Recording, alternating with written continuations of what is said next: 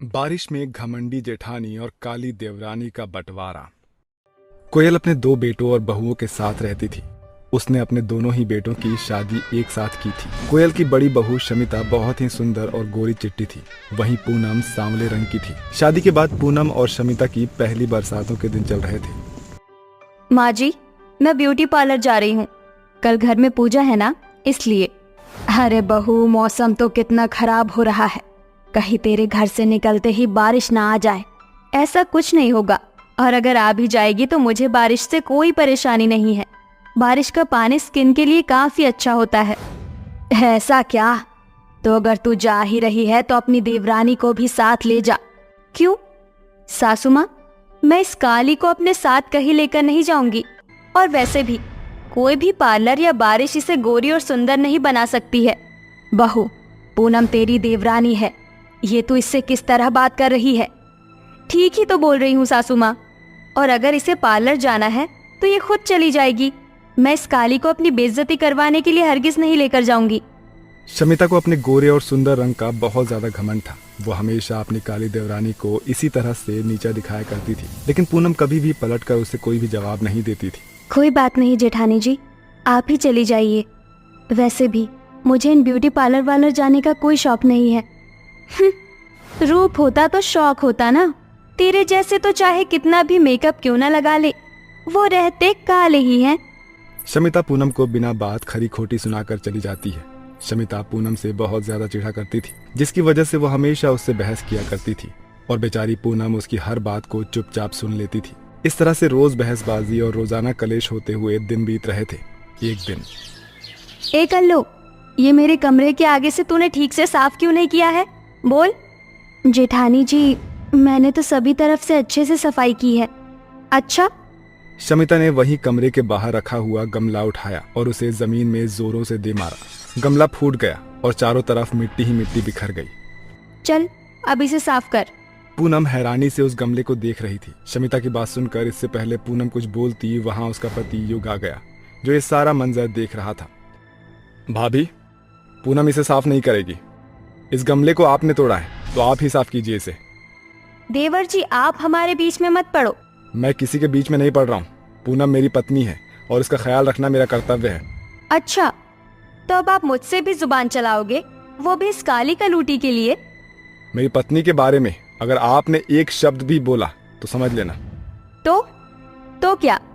युग जी, शांत हो जाइए। मैं इसे साफ कर दूंगी, आप ऐसे लड़िए मत। दोनों में बहस बढ़ने लगी और आवाजें सुनकर देव और कोयल भी वहां आ गए। युग, ये क्या तरीका आपने भाभी से बात करने का? भैया, जब भाभी ही अपनी तमीज भूल गई हो तो मेरे मन में उनके लिए कोई इज्जत नहीं है। अरे बहू, क्या हुआ? अब क्या हुआ और क्या नहीं वो जानना ज्यादा जरूरी नहीं है। देवर जी, मैं और इस काली माई के साथ नहीं रह सकती हूँ। और तो और देवर जी और माँ भी हमेशा इसी की तरफदारी करते हैं। मुझे अब बस अलग होना है। मैं अलग होना चाहती हूँ। आप सभी इस घर का बंटवारा कर दीजिए। हाँ, जिंदगी में पहली बार आपने कोई सही बात की है। आज के आज ही इस घर का बंटवारा होकर रहेगा। अपनी जुबान को संभाल युग, अभी तक संभाल ही तो रखी है। देखा आपने? इन लोगों ने इसी तरह मेरा जीना मुश्किल करके रखा हुआ है। हाँ, मैंने सब देखा। अब तो मुझे भी लगता है कि बंटवारा होना ही चाहिए। ऐसा मत करो मेरे बच्चों, इस लड़ाई झगड़े को खत्म करो और सभी मिलजुल कर एक साथ रहो। माफ करना माँ, लेकिन अब ये संभव नहीं है। शमिता साइड से खड़ी होकर मुस्कुरा रही थी। पूनम उसे देखकर हैरान थी। उसी दिन पूरे घर का बंटवारा हो गया। घर की पहली मंजिल में पूनम, कोयल और युग थे, और वहीं दूसरी मंजिल शमिता और देव की हो चुकी थी। अब नीचे वालों को ऊपर और ऊपर रहने वालों को नीचे वालों से कोई भी मतलब नहीं था। अगले दिन देव काम पर जाने के लिए उठा। शमिता उठ जाओ, मुझे काम पर जाना है। तो चले जाइए ना। मुझे नाश्ता तो दे दो। पूनम को बोल दीजिए, या फिर माँ आपको दे देंगी। अच्छा ठीक है, मत दो, सोती रहो। देव नाराज होकर भूखा प्यासा ही ऑफिस जाने लगा। जैसे ही शमिता को बंटवारे का ध्यान आया, वो तुरंत उठ खड़ी हुई। रुक जाइए देव जी, मैं अभी नाश्ता बना देती हूँ। नहीं, अब टाइम बहुत कम है, मैं ऑफिस जा रहा हूँ। सुनिए तो सही। देव नाराज होकर अपने ऑफिस चला गया। उस दिन शमिता को घर का सारा काम अकेले ही करना पड़ा। ये सफाई तो बहुत ही थका देने वाला काम है। पता नहीं ये कल्लो इस सब को कैसे करती है। हाँ, लेकिन मैं भी किसी से कम थोड़ी हूँ। शमिता ने पूरे घर को किसी तरह साफ कर दिया। कि तभी जोरों से बारिश शुरू हो गई और सभी खिड़की दरवाजों से बारिश का पानी घर के अंदर आना शुरू हो गया। पूनम का घर नीचे था, इसलिए वहाँ बारिश की वजह से कोई खास फर्क नहीं पड़ा। हाँ, मैं तो सफाई कर करके थक चुकी हूँ। अब मैं घर को साफ नहीं करूँगी। एक तरफ जहाँ शमिता को बारिश एक अभिशाप की तरह लग रही थी, वहीं दूसरी तरफ पूनम अपने पूरे परिवार के लिए गर्मा गर्म पकौड़े तल रही थी। इस मौसम में पकोड़े बनाने और खाने का मजा ही कुछ और है। उस दिन पूनम ने बिना किसी कलेश और बहस के अपना पूरा दिन गुजारा था और अपने परिवार के साथ खूब एंजॉय किया था। तो वहीं दूसरी तरफ शमिता ने पूरे घर को कबाड़ खाना बनाकर रख दिया था। शाम को जब उसका पति देव घर आता है, ये सब क्या है शमिता? देखिए, मुझसे कुछ भी मत पूछिए, और वैसे भी घर की सफाई करना कोई आसान बात नहीं है। शमिता की बातें सुनकर देव शांत हो गया। इसी तरह से दिन बीत रहे थे। कभी भी शमिता ना समय से खाना बनाती थी और ना ही सफाई करती थी, क्योंकि बरसातों के दिन थे तो घर में पानी आकर यूं ही सूख जाता था। इस सब से देव बहुत ज्यादा परेशान हो चुका था। एक दिन शमिता की माँ उसके घर आई। क्या हुआ माँ, आप कुछ उदास लग रही हो? अब क्या ही बताऊं बेटा, तेरे भाई ने अपनी बीवी की बातों में आकर घर का बंटवारा कर दिया है। अब मैं और तेरे बाबा अकेले पड़ चुके हैं। जिस बेटे को बुढ़ापे का सहारा समझा था, वही छोड़कर चला गया। तेरे पास आई थी, अगर थोड़ी सी मदद हो जाती। शमिता ने अपने पति की तरफ देखा। देव ने शमिता की माँ को कुछ पैसे दे दिए और फिर वो वहां से चली गई। कैसा जमाना आ गया है, भैया को ऐसा नहीं करना चाहिए था। यही बात हमारे ऊपर भी लागू होती है शमिता। तुम्हारी बातों में आकर मैंने अपनी माँ को छोड़ दिया। लेकिन उनके साथ वो कल्लो और देवर जी हैं। चुप करो, अब मैं तुम्हारी बातों में नहीं आने वाला। शमिता, तुम्हारे बोलने पर मैं भटक गया था, लेकिन अब मेरी आंख खुल गई है। मैं आज से इस बंटवारे को खत्म करता हूँ। अगर तुम यहाँ रहना चाहती हो तो सभी के साथ मिलजुल कर रहो, वरना मैं तुम्हें तुम्हारे मायके छोड़कर आ जाऊंगा। देव की बात सुनकर शमिता हैरान रह गई और उसे मजबूरन उसकी बात माननी पड़ी। देव ने जाकर अपनी माँ से माफी मांगी। मैं तो रोज ही इस बंटवारे के खत्म होने का इंतजार कर रही थी। शायद आज वो मन्नत पूरी हो गई। उस दिन के बाद से फिर कभी भी उस घर में बंटवारे की बात नहीं निकली। दोनों भाइयों और देवरानी जेठानी ने भी एक दूसरे को माफ कर दिया और सभी लोग खुशी खुशी रहने लगे। लक्ष्मी एक गरीब परिवार से होती है, लेकिन लक्ष्मी की शादी एक बड़े ही अमीर परिवार में हो जाती है। लक्ष्मी की सास लक्ष्मी को बिल्कुल अपनी बेटी की तरह प्यार किया करती थी, लेकिन अपनी सास की मृत्यु के बाद लक्ष्मी की जिंदगी किसी जहन्नुम से कम नहीं होती है। लक्ष्मी की जेठानी रीना लक्ष्मी की गरीबी की वजह से उसके साथ हमेशा बहुत बुरा बर्ताव किया करती थी। घर में इतने सारे काम पड़े हैं और ये महारानी यहाँ बैठे बैठे आराम फरमा रही हैं। ये सारे काम जो पड़े हैं इन्हें कौन करेगा? तेरा बाप। जल्दी उठ और काम करना शुरू कर। भाभी, आज मेरी तबीयत ठीक नहीं है। मैंने अभी दवाई खाई है। थोड़ी देर आराम करने के बाद मैं सारे काम कर दूंगी। ये बहाने किसी और के सामने बनाइयो, मेरे सामने मत बना। मैं जानती हूँ काम ना करना पड़े तभी तो ये सारे बहाने बना रही है। अब उठ रही है या नहीं? भाभी, मैं कोई बहाना नहीं बना रही हूँ। मेरी तबीयत सच में ठीक नहीं है। आप चाहे तो खुद चेक कर लीजिए। तो जैसे गरीब को मैं छूंगी तो मेरे हाथ गंदे नहीं हो जाएंगे? ना जाने माँ जी ने तुझे क्यों इस घर की बहू बना दिया। अगर मेरा बस चलता तो मैं तुझ जैसी गरीब को कभी भी अपने घर की बहू ना बनने देती। माँ जी तो स्वर्ग सिधार गई, लेकिन तुझे मेरे पल्ले छोड़ दिया। बहुत किस्मत वाली है तू, जो तुझे इतने बड़े घर में रहने का मौका मिल रहा है, वरना तेरी बाप की इतनी हैसियत कहाँ थी।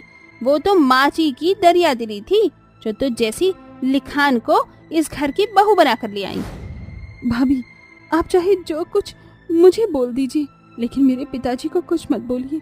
मैं ही जानती हूँ उन्होंने कितना खर्चा करके मेरी शादी करवाई थी। माना हम लोग गरीब हैं, लेकिन हम लोगों में अमीरों से ज्यादा इंसानियत है। तेरी इतनी हिम्मत की तो अब मुझे इंसानियत का पाठ पढ़ाएगी। इतना कहकर रीना लक्ष्मी के बाल पकड़ती है और घसीटते हुए उसे ले जाती है। भाभी, भाभी, मेरे बाल छोड़ दीजिए, मुझे बहुत दर्द हो रहा है। मैं तो भूल ही गई थी, तुझे बड़ा घमंड है ना अपने इन लंबे बालों का। अब तेरे लंबे बालों का मैं क्या करती हूँ तो देख। इतना कहकर रीना कैंची से लक्ष्मी के बालों को काट देती है। लक्ष्मी रोती रह जाती है, लेकिन रीना लक्ष्मी की एक नहीं सुनती। जिसके बाद रीना लक्ष्मी के बचे कुचे बालों को पकड़ते हुए किचन में लाती है और धक्का देकर कहती है, तेरी यही औकात है।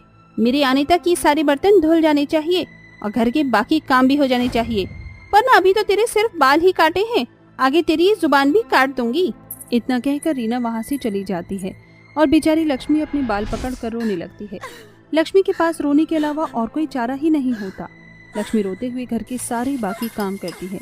लक्ष्मी की जेठानी रीना अमीर घर से होती है, जिस वजह से लक्ष्मी की गरीबी की वजह रीना हमेशा लक्ष्मी पर तरह तरह के जुल्म किया करती थी।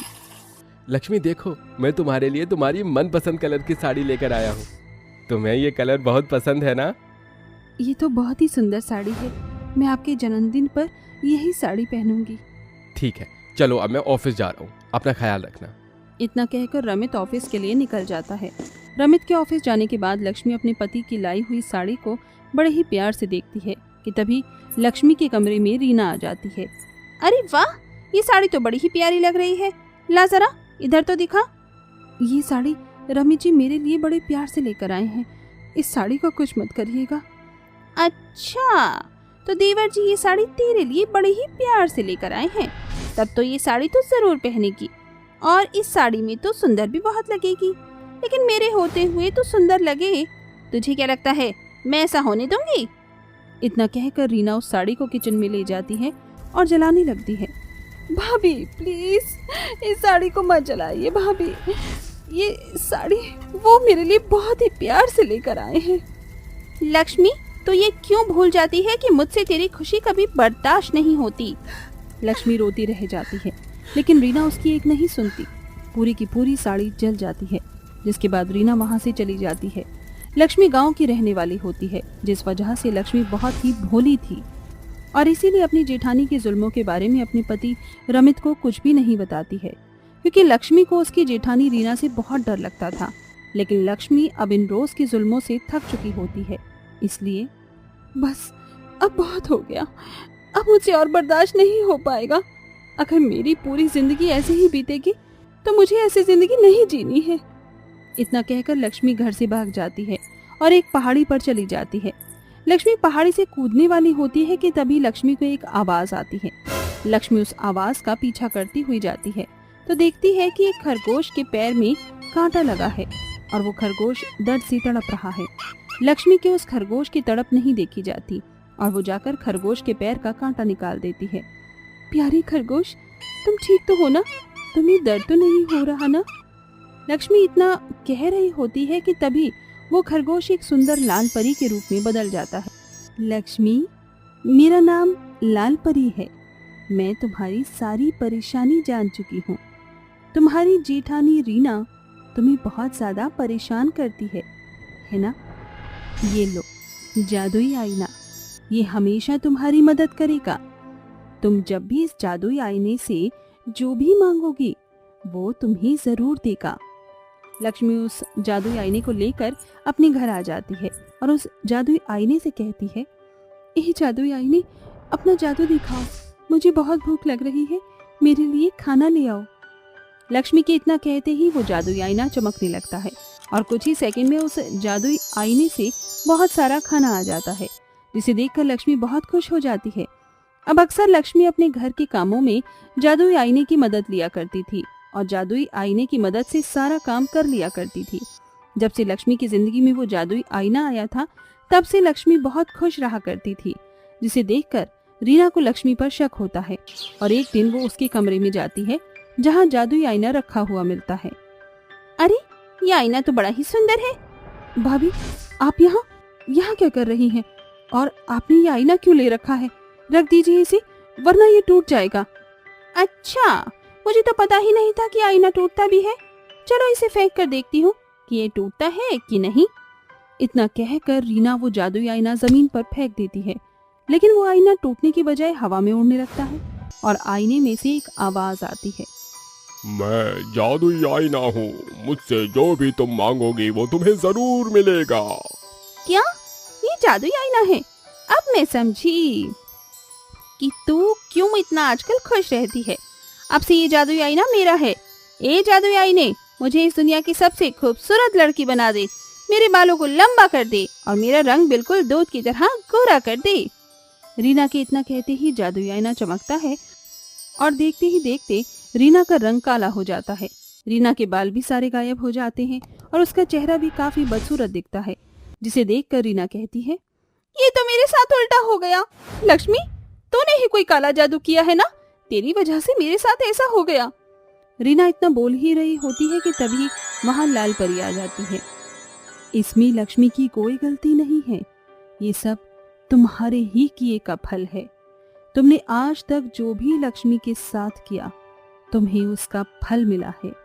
आज के बाद तुम जिंदगी भर ऐसे ही रहोगी। रीना को अब अपने किए की सजा मिल जाती है और जिंदगी भर के लिए रीना एक बदसूरत लड़की बनकर रह जाती है। अब लक्ष्मी हमेशा गरीबों की मदद किया करती थी और अब लक्ष्मी अपनी जिंदगी में बहुत ही ज्यादा खुश होती है।